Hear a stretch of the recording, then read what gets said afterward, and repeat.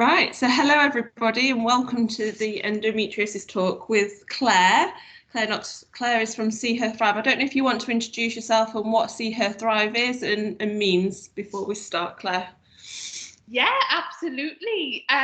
One step ahead. Brilliant. I'm Claire. It's lovely to be here today and to meet you all. So I run an organisation called See Her Thrive, and we provide workplace learning and development all around female-related health issues. And endometriosis is just one of the things that we talk about and we educate teams on. And we work with a really huge range of different employers, from large international banks and law firms through to NHS trusts like yourselves, local government, and some other government organisations like Ofcom you might have heard of, the Food Standards Agency. So we've got quite a big range of clients, which is fantastic because they are all interested in supporting women's health. And I wear a number of different hats. So I also work quite closely with a government task force to really drive forward menstrual health and education in the UK. I also live with a condition called PMDD, premenstrual dysphoric disorder, which we are going to talk about next month as part of PMDD Awareness Month, which is great. And I am 35 and I'm also perimenopausal. So I'm sitting here with my estrogen patch on and rocking that. So yes, it's all fun and games. And yeah, I mean, I'll tell you more about the PMDD side of things next time, but it's lovely to be here. And I'll just give an introduction to my colleague Louise as well, who's joining us today. Louise, I don't know if you can speak. Are you able to? I believe so. I've just taken myself off mute. It's lovely to meet you all, and thank you, Claire, so much for inviting me today. So I've been working and researching very much sort of menstrual health in the workplace and understanding what are the barriers and facilitators with respect to menstrual health. And it was really lovely of Claire to ask me to join today because I have actually been diagnosed with endometriosis. I received surgery for it last year. So I can hopefully give some insight in terms of that lived experience piece and sort of take not just in terms of the data and the figure and the numbers, but you can see it in terms of an actual individual who's gone through this, and to give it a bit more of a voice. So hopefully I can add some richness to the conversation as well. Brilliant, that sounds absolutely fab. Thank you both. Just before you crack on, Claire, just making sure that everyone's got their microphone on mute as well. That will help with the recording as well. And if anyone's got any questions, there's the chat box as well. So if we can use the chat box function for that, then we can do that at the end. Is that okay? That sounds great. Yes, please do fire away with your questions, everyone, and we'll do our best to answer them for you. Just a couple of things before we dive in. So first of all, this is not going to give any kind of medical recommendations, or it's not intended to replace any kind of clinical care. We are not doctors, so it isn't intended to be from that perspective. One thing I always say is that we have an open door policy here at See Her Thrive. So if you have got any questions or you just want to have a friendly chat about anything that comes up in today's conversation, then I'll share our contact details at the end, and you're always very welcome to reach out. We can jump on Teams and have a coffee and just have a chat, but that invite is always there for you.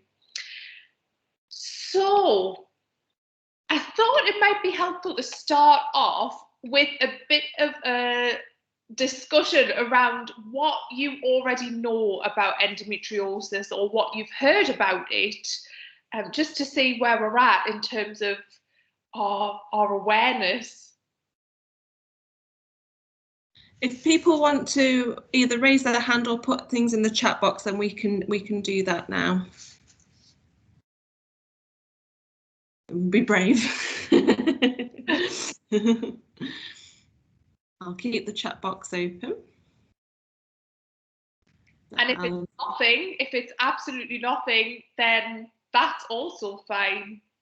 Brilliant. We've got Alan on the chat box, so he's put can be very painful and often hard to diagnose. Yeah, absolutely. We've got Libby, it says it affects 1 in 10 women. Yeah. She's put in that there.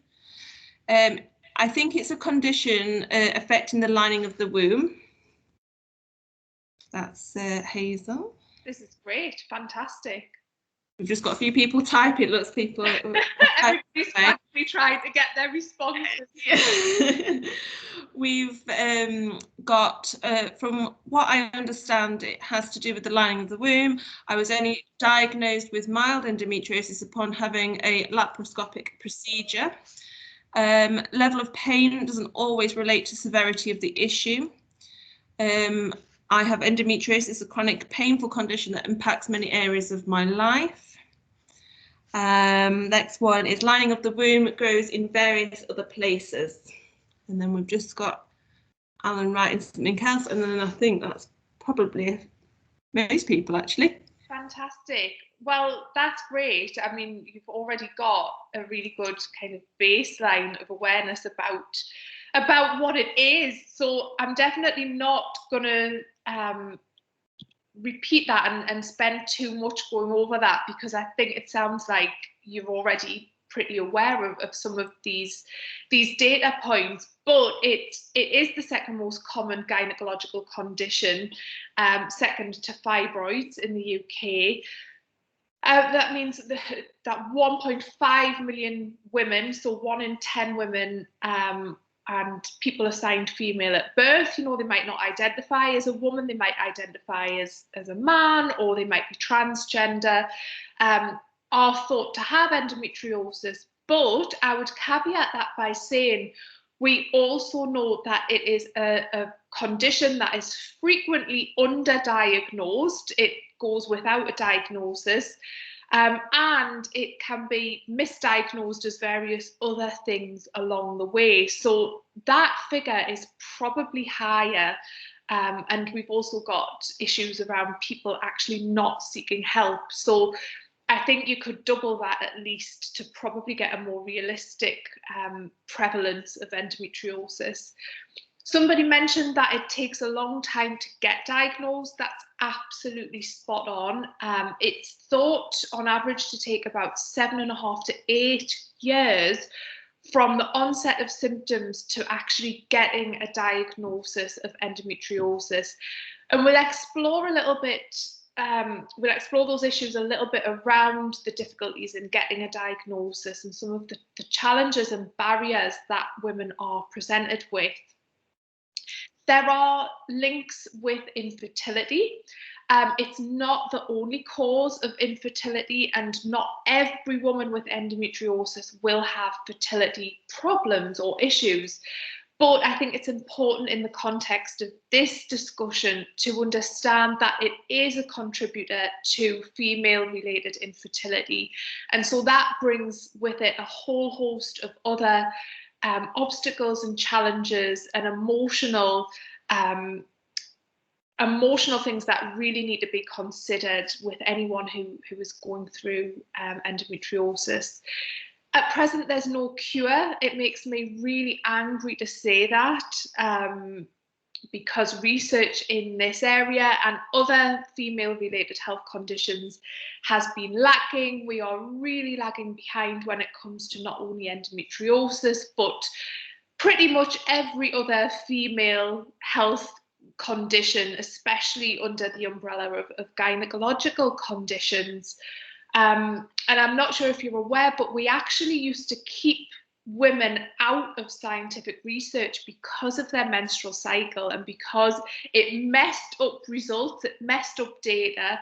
And so we've really got a long way to go to make up for these huge gaps that we've got in science and research. And that means that we also don't fully understand the cause of endometriosis and why it happens more in some women than it does in others, why some people have more severe endometriosis. So there are, at the minute, there are probably more questions than answers. But that being said, we are starting to make progress, which is really, really positive. I just wanted to jump in as well, and thank you for the individuals who have shared their own experiences of this. And I think just reflecting on some of the information that Claire has shared, obviously the diagnosis time is on average 7.5 years. And I think what we've got to look at there is the word average and realize that there are outliers. And I'm happy to share in terms of my own diagnosis journey, that took about 15 years in terms of the onset of symptoms and actually receiving a diagnosis. And that went through multiple processes of misdiagnosis, unfortunately, until I finally had the laparoscopic surgery where they were able to confirm I was actually already at stage 4 endometriosis. And I think one of the difficulties with that is, and this is why it's so important that we talk about this issue, is I had no recognition that what I was experiencing was abnormal. And I think with menstruation in general, we normalize that there is a certain amount of pain that we should experience, but pain is relative. And it's realizing that unless we are questioning and sharing other experiences with respect to what people are experiencing, it's very difficult to understand whether or not the level of pain that you're experiencing is abnormal or normal. And for myself, I normalized this for so long until it got to a point where I couldn't keep going with the amount of pain that I was suffering. And I think that's sort of why this conversation is so important. Thank you, Louise. It's really, really helpful to have that insight. And you're definitely not the only person who has unfortunately been undiagnosed for 15 plus years. It really is a shocking state of affairs, and there is a lot of campaign work going on at the minute to try and really get better care, better diagnosis, better support and treatment for people with endometriosis. So just a few of you mentioned on the chat, which is great, that it is something to do with the lining of the uterus, and that's spot on. It is, in really, really simple terms, the tissue that we usually find on in the uterus, in the womb, starts to spread or can be found elsewhere in the body, and that can really be anywhere in the body. It isn't localized to just around the sort of pelvic region. It can even be found in the eyes and the brain, so it can grow all over the body. And this tissue behaves exactly the same way as that uterus lining, in that it builds up as it would in a typical menstrual cycle, and then it breaks down and it bleeds. But there is nowhere for that blood to go, for it to escape. And the result of that is chronic inflammation, severe pain, and the formation of scar tissue. And depending on where this tissue is growing and what it's attached itself to, depends on the symptoms a woman might experience. So some common places for it to be found are on the bowel, on the bladder, on the fallopian tubes. So, and that, I don't know, Louise, if you want to speak a bit more to this. Absolutely. I think, as Claire was saying, it can grow outwards, and I think what that encompasses and how it affects you will vary from person to person. I myself, when I had my surgery, I had 2 very large endometriomas on both ovaries.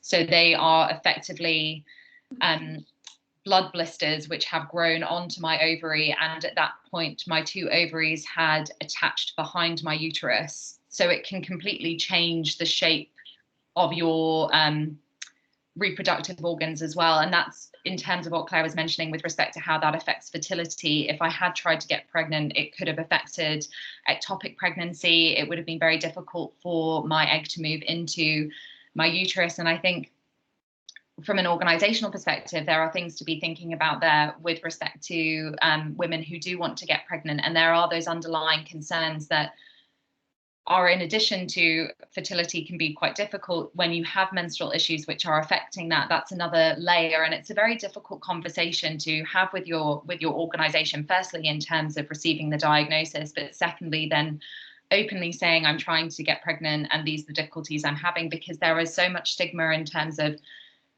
if I am honest about what I'm going through, how will that affect me in terms of my career and in terms of my development? What is going to be happening there? And I think that's why it's so interesting to have this conversation today and to be looking at it from that perspective as well.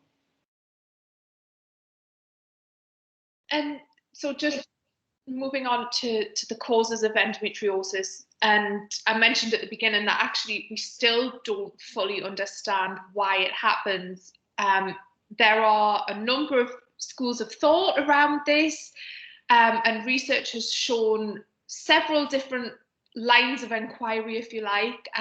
There does seem to be a genetic link, so it may be that mum has had endometriosis or has endometriosis, or it runs in families with other female members, female siblings. It's thought that it could be spread through the circulatory system, and that would explain why the tissue is found all over the body and not just in the sort of pelvic region. Some research suggests that it is an immune dysfunction, so an anti-immune type of disorder, and there is some evidence to suggest that women with endometriosis, or certainly some women with endometriosis, have a compromised immunity to other health conditions. So that is one theory that is being explored. And then the other sort of biological theory is this idea that it is about cells changing, some kind of mutation with the cells. And I think it's also important at this point to say that this tissue is not cancerous. So endometriosis they're not cancerous growths. Sometimes people can get, I think, quite panicked thinking that, you know, it is cancer. So just to point that out. So symptoms, and again, Louise will probably talk to us about the symptoms that she has experienced, but some typical and characteristic symptoms, if you like, of endometriosis. So one of the main signs is painful, heavy or irregular periods, and we're talking about excruciating pain, and actually period pain isn't normal. It's not normal for someone to be doubled over or even really to need to take painkillers while they're having their period. And Louise spoke to this earlier when she said we have normalized this pain, and she's absolutely right. We normalize it in schools, we normalize it in households, we normalize it in every kind of corner of society. But it isn't normal, and that can be a really, really important warning sign that something underlying might be going on. Whether it's endometriosis or something else, it's always worth investigating. And so if you've got colleagues that really suffer with period pain, please encourage them to go and speak to their doctor, because if we can catch these things earlier, early intervention can be so helpful. Pain isn't just confined to periods or the sort of bleeding phase of the menstrual cycle, but a lot of women with endometriosis will also have pain around ovulation and during the sort of midpoint of their cycle. So not only is it a difficult condition for, one part of the cycle, there might also be flare-ups at other points during her menstrual cycle as well. Sex can become really painful, and obviously that can cause a lot of issues with intimacy, with relationships, which can all spill over into work in terms of stress, in terms of having, you know, a lot on your mind, in terms of mental health and overall well-being. So these are all their symptoms, but we'll come on to talk about impact. I think the impact is really, really important to keep in mind. Pelvic, back and leg pain and actually full body pain is not uncommon with endometriosis. We've talked about infertility and fertility challenges that can be linked to where the tissue is growing and what's going on with those reproductive organs. Painful bowel movements and IBS. So as you can imagine, if the tissue is attaching itself and growing on the bowel, that can be incredibly painful and cause a lot of gastric and intestinal issues as well. So not only IBS, but things like constipation, like diarrhea, bloating, gas, really uncomfortable things and things that are difficult to manage, but especially at work. And fatigue, this cycle of chronic pain and flare-ups and everything else that can come with endometriosis can result in fatigue, and that can be a real challenge as well with the condition. Louise, would you like to talk a bit about your experience and your symptoms? Of course. I think pretty much everything on that list is what I have experienced with respect to endometriosis. And I'm happy to share it also on Clare's website. I've written an article essentially detailing the effects of this for me in the workplace. And I'm just going to shut my window because the sun's all come in all at once. But I think in terms of when you're looking at sort of the heavy periods and the very painful periods within an organizational context, and this is something I do speak about a lot, is individuals who are experiencing this are still turning up to work. They are still getting the job done and they are still present. But what they are doing is working through the pain. They are working through the irregularity. They're working through heavy bleeding. This is quite a personal story, but there was one time at work where I bled through 3 times in 1 hour. And I sat there and I thought, if this happens for a 4th time, I'm going to have to speak to my line manager and I will need to go home. And since receiving my diagnosis, because this was all happening to me pre-diagnosis, I've really reflected on that and thought I would handle that differently now. I would have first addressed that and said, I need to go home now. This is really affecting me in the workplace. I can do this work from home. And there are adaptations that can be done. But there is so much fear about talking about this. And I very much did normalize this heavy bleeding that I was experiencing and the pain that I was feeling. And I think all of this is what we go through.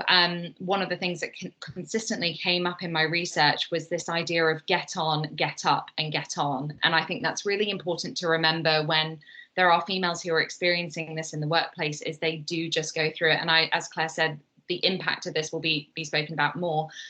But in particular, for example, for myself with ovulation, because of my endometriomas, when I would ovulate, I would feel that very sharply and I could feel the egg being released and I would have to stop everything and wait for that to happen. And in the workplace, that can be very embarrassing because people are watching you. I was in an open plan office, they can see how that is affecting you. And again, fatigue was a huge thing for me. And again, it was I always looked at it as, how do I manage this myself, as opposed to speaking to someone and asking for advice in the workplace of what support could be given. And I think when you think about the fact that this is a chronic illness that people are experiencing for a week, essentially, of every month, this is what they're going through. And you're looking at the impact of that individual in terms of their well-being, in terms of their stress, in terms of their workload. These are additional things that they are working with respect to their workload as well as their own health. And for myself personally, I would always put my own health on the back burner to get the job done. And I think what we need to do is recognize that maybe that isn't working, and how do we support these individuals? And just talking a bit about impact, and Louise has already talked to this, but it absolutely does have a wide impact on all aspects of life. And we do hear a lot from women with endo who, because they have had they've had to take time off work because of the pain, or because of their periods, or for any other reason linked to endo, because of their sickness absence record, they've actually lost their jobs. And it saddens me to say that I do know of people in the NHS who this has happened to, because of the trigger-based absence management policies we have in place. And at the moment, what usually happens is somebody who takes, let's say, one day off a month, but that's every month, will have a worse absence score than somebody who takes 7 days off together consecutively. So if we just take a step back and think about that, and someone with a cyclical condition like endo, they're already being disadvantaged just because of the policies and procedures and structures we have in place. So we're going to come on to talk about organisational support, and sickness absence is part of that. But I think it's about being mindful of people who are being forced to take time off because of conditions like endo, like PMDD, like polycystic ovary syndrome, and just thinking about, are these people being penalised for the condition that they have to live with? They're being forced to take time off work. Nobody wants to be off work. We all want to contribute, and we all want to participate. So it isn't a choice, it's actually being forced to take that time off.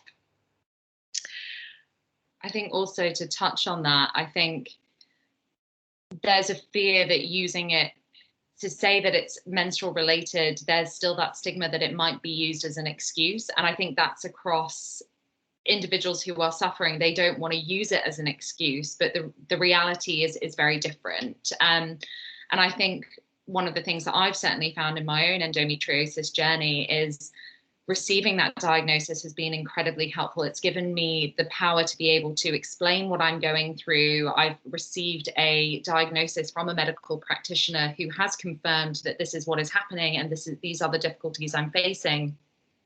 But if we go back to the length of diagnosis and the time it takes, there are going to be multiple females who are suffering from this, who have no protection, who have no way of explaining what they are going through, and might be embarrassed to discuss these issues with a line manager. And I think that's what becomes very difficult when you're looking at sickness absence, because there might be an underlying issue there which has not yet been diagnosed and does not as yet have that protection around that received diagnosis of a cyclical chronic condition. And I think surgery can help, but certainly myself, it was this fantastic light of everything is fine. And I am noticing now that there are still issues that crop up, and it's dealing with those. And that is something that people have to live with when they have these conditions.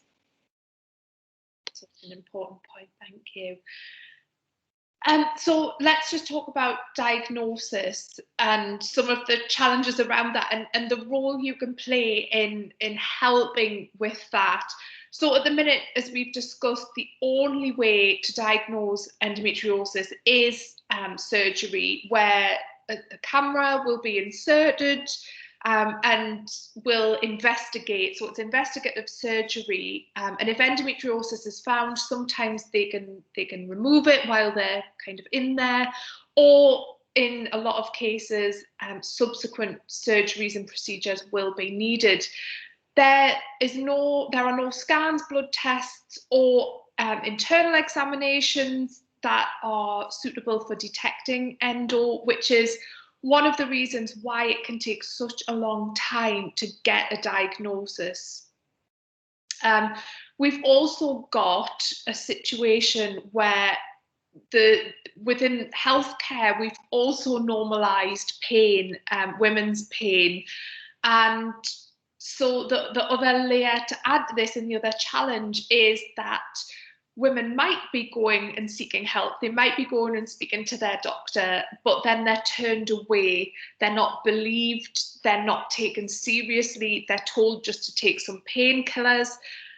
It's fairly common knowledge that women are being told to get pregnant to manage their endometriosis. So we've really got some quite shocking things going on, and it's not that women aren't trying to seek help. They are, but sometimes they're not given the care and the treatment and support that they need.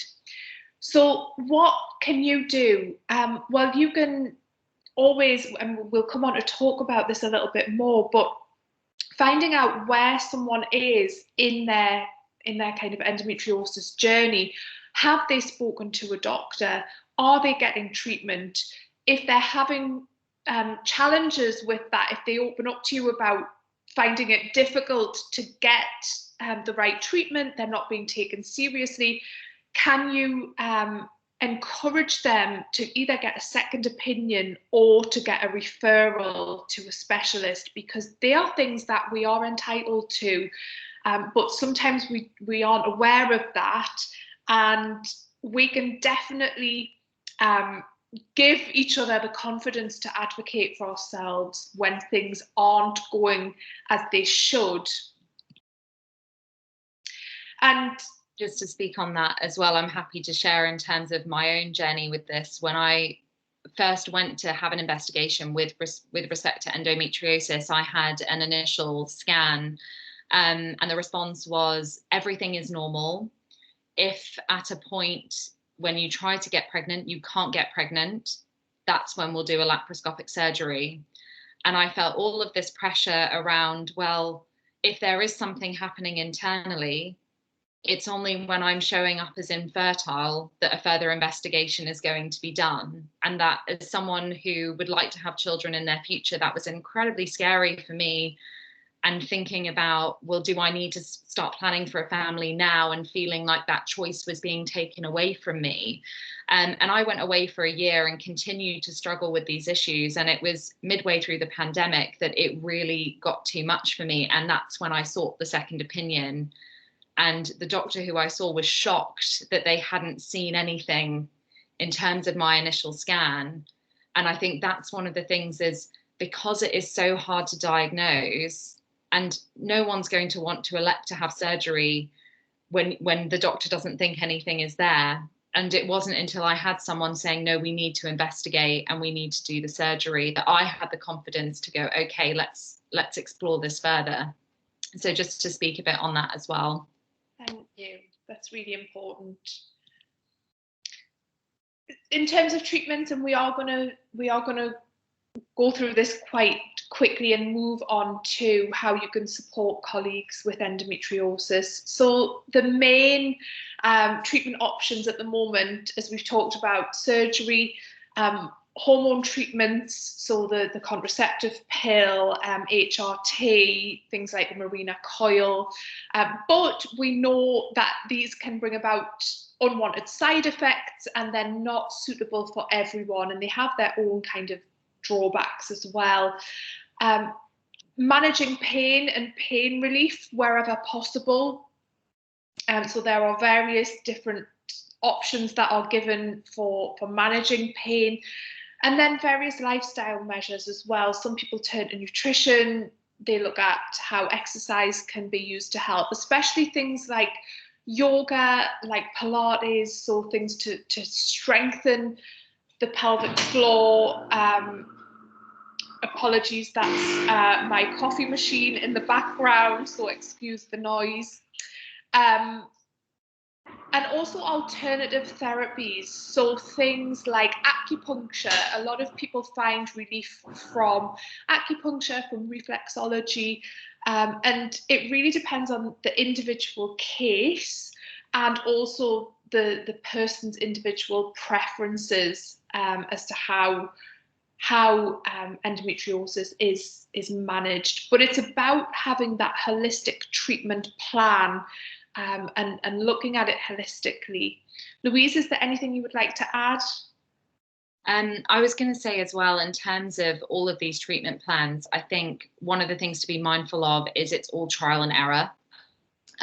So a lot of this is testing things out and seeing how it reacts with your body. As Claire was saying, not everyone's going to react the same way. Not everyone's going to respond to the same treatment in the same way. And I think that's something to be mindful of with individuals who are suffering from endometriosis. Something may work for a couple of months and then it will stop working. And then you have to try something else. And it's going through those waves. I myself, I've actually just started hormone treatment and had to come off because my symptoms were so severe. And so negatively affecting my body. And I contacted the doctor and he said, this is very rare, but it does happen with some women. And I think that's the difficulty with this. And as Claire was saying at the start of the presentation, there's so much that we don't know because so many females have been taken out of a lot of these testing processes. So everyone's reactions we're still learning about in terms of how people are responding to this. So I think that's something to be mindful of, is just the changes people are having to go through to get to the right treatment. And so we've hopefully given you a bit of insight into what endometriosis is, the signs, the symptoms, the impact and the challenges facing the 1 in 10, at least 1 in 10 women who are living with the condition. So now we're going to talk about what you can do to support colleagues who have got endometriosis or who have symptoms, but they might not have a diagnosis. And actually, this really extends beyond endometriosis. This is really about menstrual health and well-being. So that encompasses a whole range of conditions and disorders, and these things would really apply across the spectrum, if you like. So we've talked about sickness absence, and that is a really positive place to start. So looking at your sickness absence policy and through the lens of, are we potentially disadvantaging women who have cyclical conditions like endometriosis, like PMDD, who might be forced to take a day off a month because of their menstrual cycle. And it's about making sure that there's flexibility for people who have got these conditions. It's probably worth saying at this point that there have been a few legal cases involving employees with endometriosis, and it is classed as a disability on the grounds of it being chronic and long-term. So that's something else to keep in mind from an organisational perspective. Flexible working can be really, really helpful. And if there's anything positive to come out of the current situation, it's that we are much more open to people working from home, to people working more flexibly. But flexible working also includes things like part-time working. So if someone is really, really struggling, they might want to reduce their hours. Can you support them? Can you help them to do that? It might be that they've got a very physical job and they're struggling with that in terms of being able to manage their pain and their energy, but potentially they might be able to do something else. So could they be redeployed to another part of the organisation, to maybe a desk-based role if they want to, if that's suitable for them and it's something that's in line with their goals and what they want.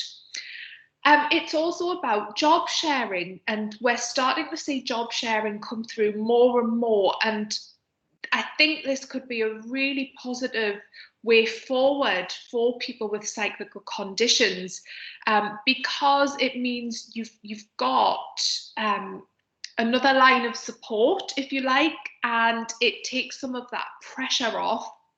So certainly job sharing is something that's worth looking into. Time off for medical appointments. We do hear from women who are using their annual leave to go and attend medical appointments, and that really isn't right, because they then use up their holiday and they can't take that time off. And again, this extends beyond endometriosis. We hear this a lot for so many other conditions. So just giving flexibility around that, and perhaps having that within a policy somewhere that people can take time off to attend medical appointments or any kind of appointment linked to their condition. Uniform. Now, for someone who is having really heavy periods, or for someone who experiences bloating, which is really common with endometriosis, and we're talking severe bloating, if you have a look at the sort of distended abdomen that people can get with a flare-up, it's really quite severe. So thinking about relaxing the uniform policy and allowing people to perhaps wear dark clothing so that they're not worrying about bleeding through if they're having heavy periods. Thinking about whether or not the uniform is tight-fitting, and maybe looking at ways to make it more comfortable from that perspective. And then if we bring menopause into the mix, thinking about the fabrics, having breathable fabrics, so things like cotton, but synthetic uniforms are terrible for things like hot flushes and sweats. So uniform is something that might sound trivial, but it can really make a difference in terms of someone's comfort levels at work. One thing that I would suggest is that anybody who is in your team who you are aware has endometriosis, or they're struggling, or it might, this again, it's universal, it's for any condition or any kind of stressful life event that they might be going through. Schedule regular one-to-ones with a focus on well-being. So not to talk about business-related stuff and work-related stuff, but actually focusing on health and well-being, how they're doing, how they're managing, and how you can support them. I'm going to share something with Sarah and Alison to share. And it's a wellness action plan, which is a conversation framework that you can work through with colleagues to talk about what they need, and to put together an action plan of what would help them in terms of targeted support that's really, really unique and individual. And that's what I wanted to end with, really, when talking about policies and practices. A one-size-fits-all approach isn't the best way forward when it comes to menstrual health and menstrual well-being. We need to look at the individual person sitting in front of us and what they are struggling with, so what their unique challenges are, what their symptoms are, and also what their job is and their role and their situation. So please do keep that in mind and have those individual one-to-ones to try and understand what they are going through and how you can support them in the best way possible. There's nothing worse than trying to do a good thing and saying, oh, well, we can do this, that, and the other, when that might not be helpful and it might not be what they need to thrive at work. So that's where this open dialogue is really, really helpful.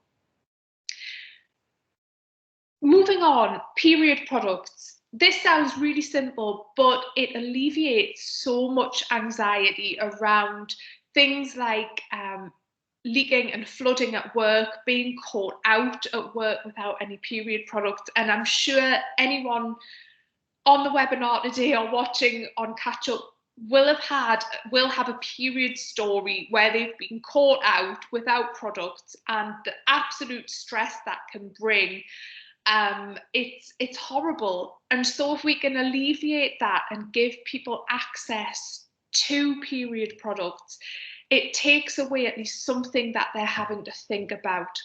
Also, period poverty is a real and urgent issue. We don't yet know how many people in work are faced with period poverty, so not being able to actually afford period care and access it. But based on figures of children in school, it's thought that around 1 in 10 young girls will miss school, will stay off because they don't have access to period products. So that's something that, you know, it's a quick win. You can put period products in the bathroom, make them free if you can.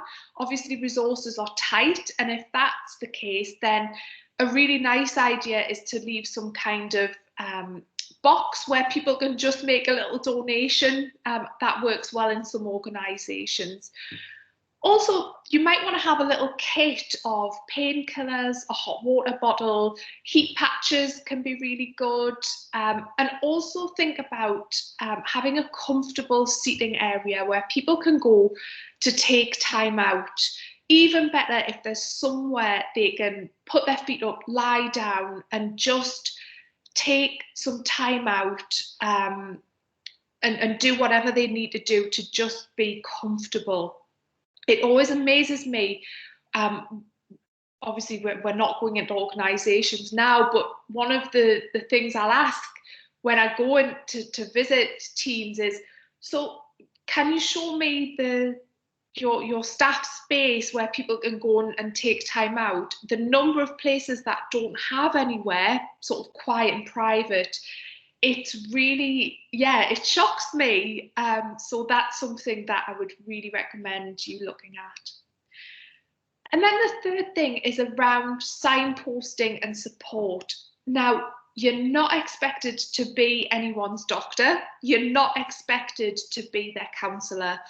And really, it's about directing people to the right avenues and the right channels of support, helping them to overcome some of the challenges we've talked about around getting a diagnosis, around managing their condition, and around getting the right treatment.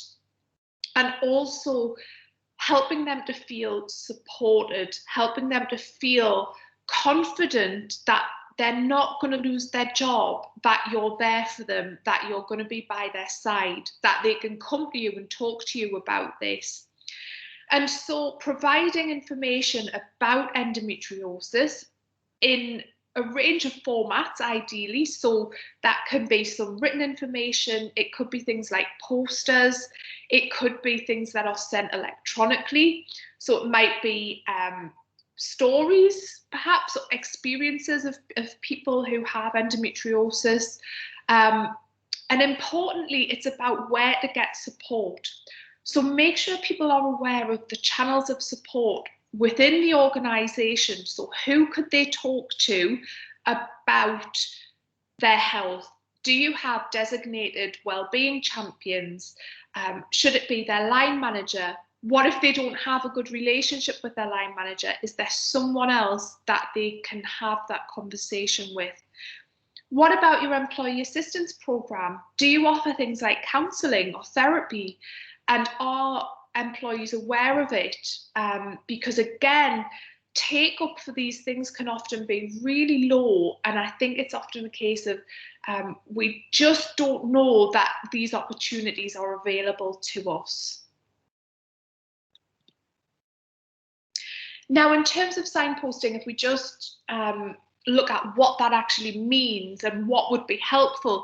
So we can definitely do our bit when it comes to dispelling the myths around pain is normal and helping people to understand that if they're experiencing pain, they need to go and speak to someone and get help. So we can encourage that. We can say those things, you know, it's not normal to be in this much pain. Please, can you just promise me you'll speak to your doctor.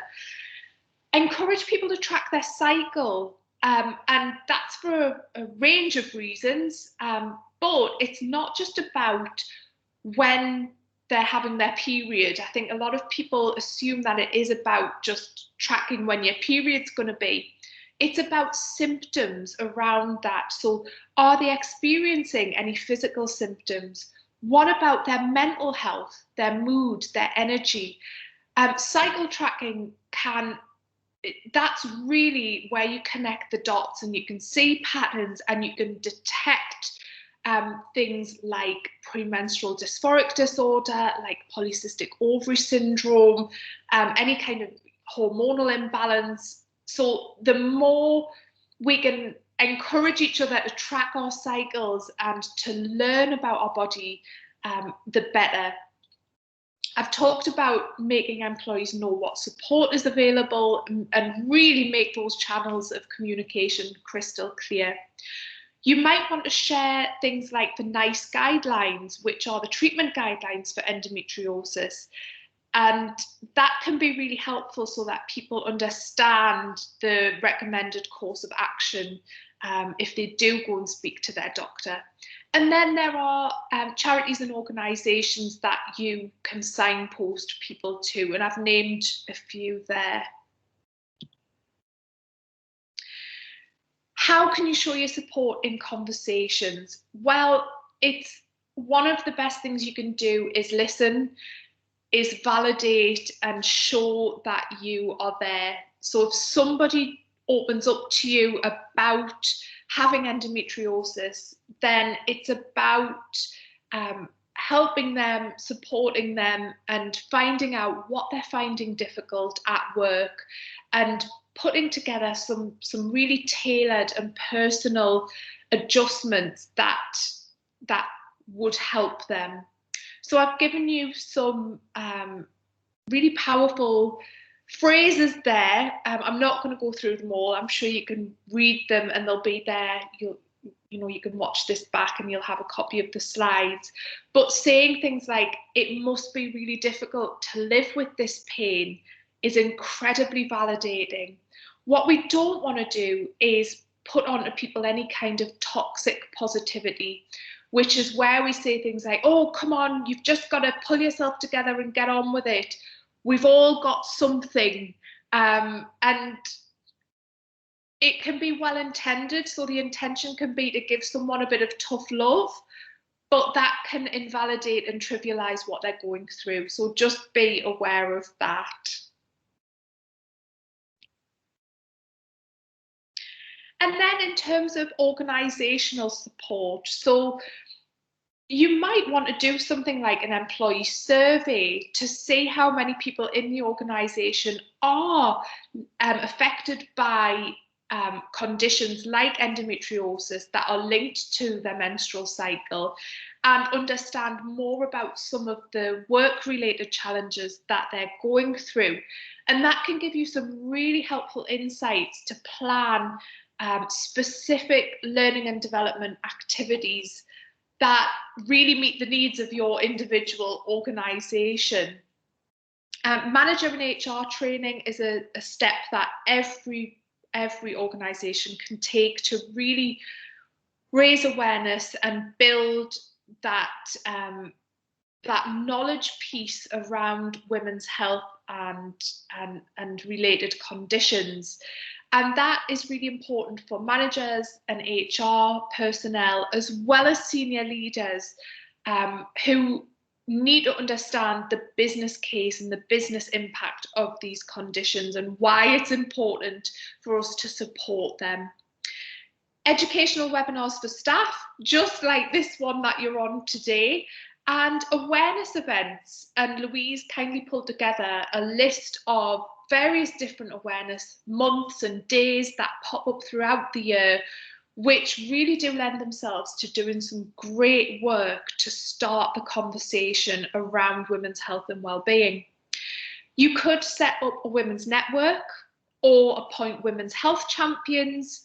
And one other thing that can be really powerful is to share staff profiles or stories and experiences of these conditions. And that can really give people permission to just talk and be open about what it is they're going through or what they've experienced and their advice for other people. Okay, so I'm aware we've just given you a load of information. I hope it's been helpful, but I would love to throw it over to you to ask any questions or